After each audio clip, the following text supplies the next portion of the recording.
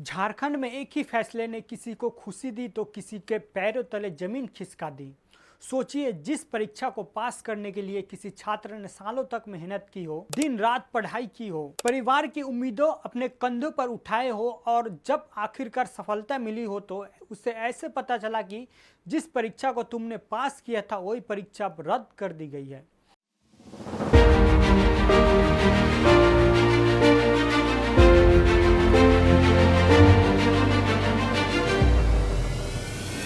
झारखंड में इस वक्त कुछ ऐसा ही देखने को मिल रहा है।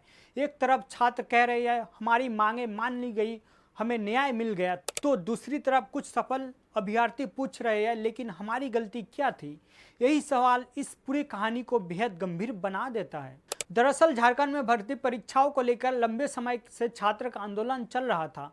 छात्रों का आरोप था कि परीक्षा प्रक्रिया में गड़बड़ी और अनियमितताओं के सवाल उठे हैं। छात्र लगातार सरकार से मांग कर रहे थे कि विवादित परीक्षाओं को रद्द किया जाए और पूरे मामले की जांच कराई जाए। रांची के सड़कों से लेकर सड़क तक छात्र अपनी आवाज पहुंचाने की कोशिश कर रहे थे और अब सरकार ने उनकी मांग पर बड़ा फैसला लिया है। हेमंत सोरेन सरकार ने जेएसएससी, सीजीएल समेत टीडीपीएल एजेंसी के जरिए 2014 से अब तक कराई गई परीक्षाओं, उनके परिणाम और नियुक्तियों को रद्द करने का फैसला लिया है।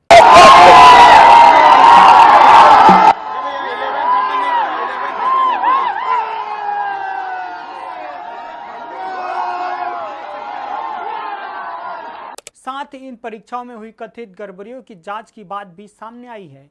अब जरा उस छात्र के बारे में सोचिए जो इस फैसले के बाद खुश है। क्योंकि उसके लिए यह सिर्फ परीक्षा नहीं थी, यह उसके भविष्य का सवाल था। उसे लगता था कि अगर परीक्षा में गड़बड़ी हुई है तो ईमानदारी से परीक्षा देने वाले छात्रों के साथ न्याय तभी होगा जब पूरी प्रक्रिया दोबारा कराई जाए। इसलिए उसके लिए सरकार का यह फैसला एक जीत है। लेकिन कहानी यही खत्म नहीं होती।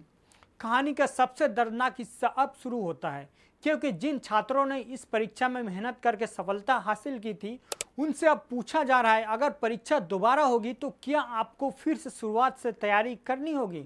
सोचिए उस छात्र की हालत जिसने परीक्षा पास कर ली थी, जिसके घर में मिठाई बटी होगी, माता पिता ने रिश्तेदार को फोन करके बताया होगा हमारे बेटे की नौकरी लगने वाली है, किसी ने शायद अपना पुराना कर्ज चुकाने का सपना देखा होगा, किसी ने घर बनाने का, किसी ने अपनी बहन की शादी का और किसी ने बस इतना सोचा होगा अब जिंदगी थोड़ी आसान हो जाएगी। लेकिन परीक्षा रद्द होने की खबर ने इन सपनों पर सवाल खड़ा कर दिया।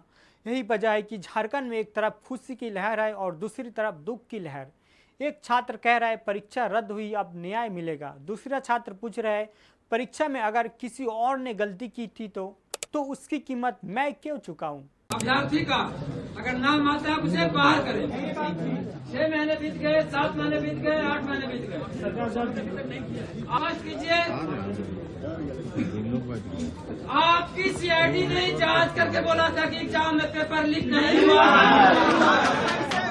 इसके मतलब बड़े बड़े लोग मिले हुए थे क्या? सिर्फ ये 2000 बंदे ही गुनहगार थे। अगर आप मानते हैं कि हम सभी गुनहगार थे तो एफिडेविट में कोर्ट में बता दीजिए कि हमने क्या गुनाह किया है। इंडिविजुअली कर देगी, कोई दिक्कत नहीं है, लेकिन आप मौखिक तौर पर हमें बाहर नहीं कर सकते हमें नौकरी से। और यही सबसे बड़ा सवाल है, गलती सिस्टम की हो तो सजा छात्र को क्यों? अगर परीक्षा में वास्तव में गड़बड़ी हुई है तो दोषियों के खिलाफ कार्रवाई होनी चाहिए, लेकिन साथ ही उन अभ्यर्थियों की भविष्य का भी रास्ता निकाला जाना चाहिए जिन्हें पूरे ईमानदारी से परीक्षा पास की है।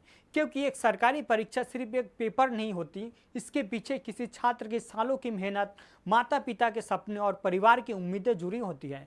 अब सरकार के सामने सबसे बड़ी चुनौती सिर्फ परीक्षा रद्द कराना नहीं है, बल्कि चुनौती यह है कि अगली परीक्षा ऐसी हो जहां पेपर लीक का डर ना हो, गड़बड़ी का आरोप ना हो, सवाल उठाने की जरूरत ना पड़े और हर छात्र को ऐसे भरोसा हो कि अगर मैं मेहनत करूंगा तो मेरा भविष्य सुरक्षित रहेगा।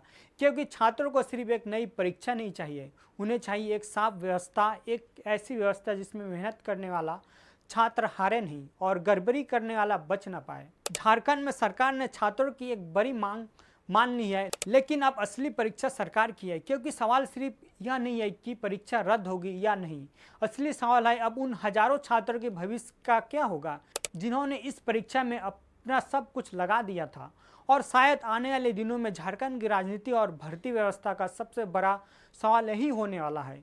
क्या सरकार ऐसा रास्ता निकालेगी जिससे आंदोलन कर रहे छात्रों का न्याय मिले और मेहनत करके परीक्षा पास करने वाले छात्रों के साथ भी अन्याय ना हो?